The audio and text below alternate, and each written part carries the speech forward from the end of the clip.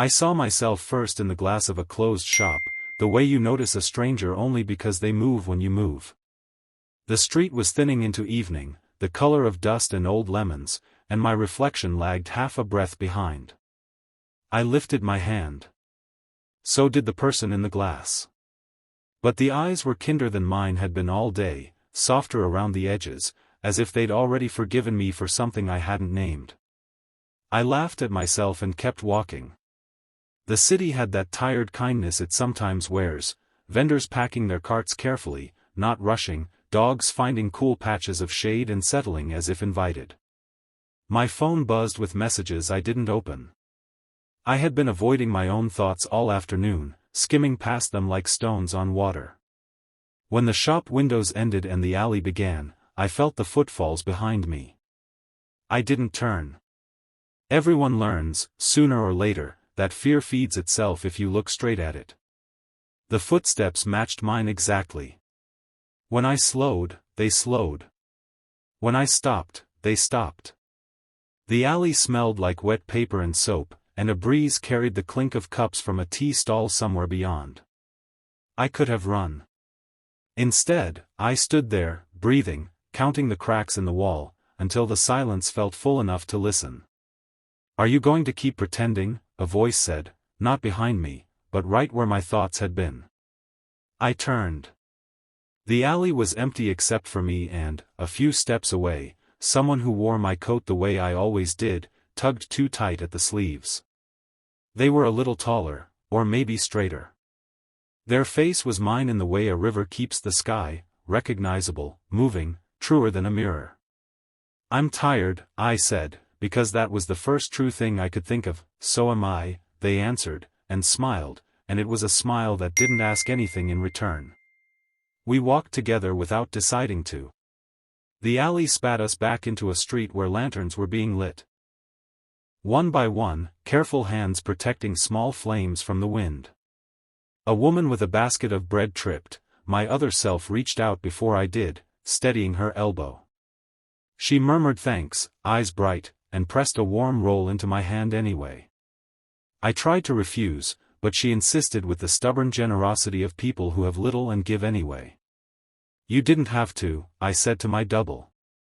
"I know," they said. "But we could." We shared the bread as we went. It tasted like yeast and salt and someone's early morning. I felt something loosen inside me, the way a knot loosens when you stop pulling.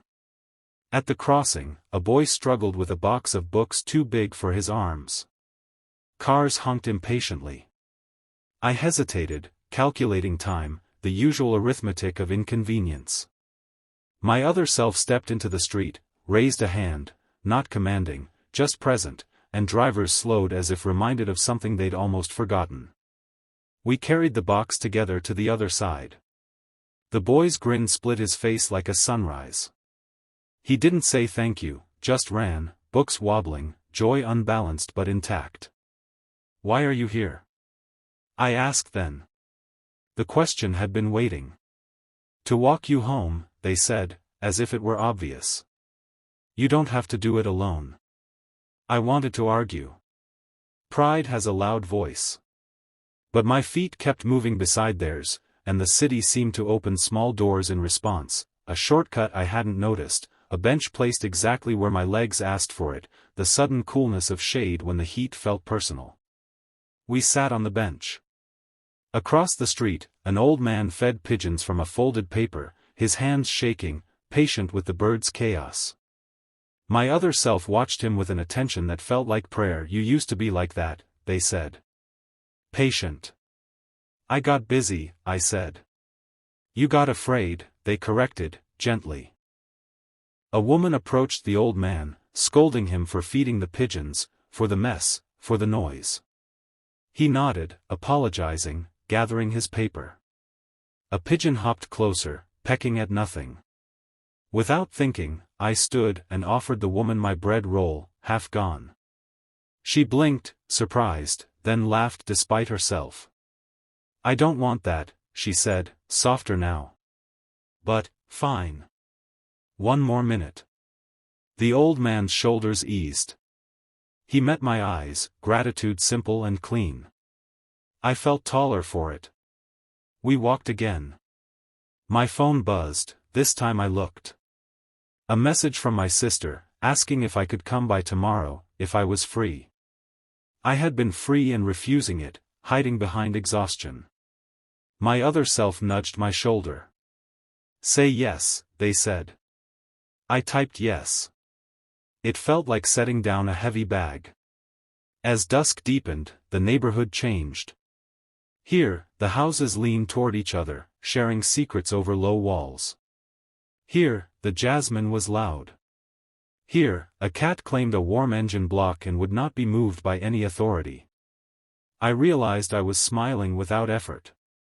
At a corner, a woman stood crying quietly, keys dangling uselessly from her hand. The door behind her was locked, the handle stubborn. My other self didn't even look at me, they stepped forward, asked if she needed help.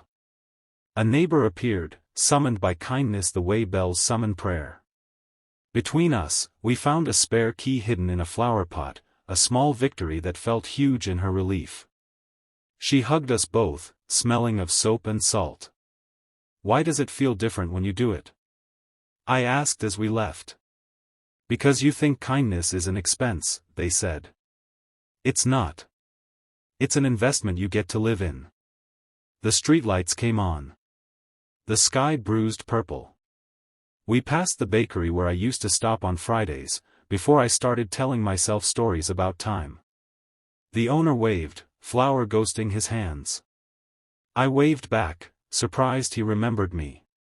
Or maybe surprised I let myself be remembered. As we neared my building, the steps slowed. I felt a tightening, a fear that when the door closed, the evening would fold back into its old shape. Will you come in? I asked.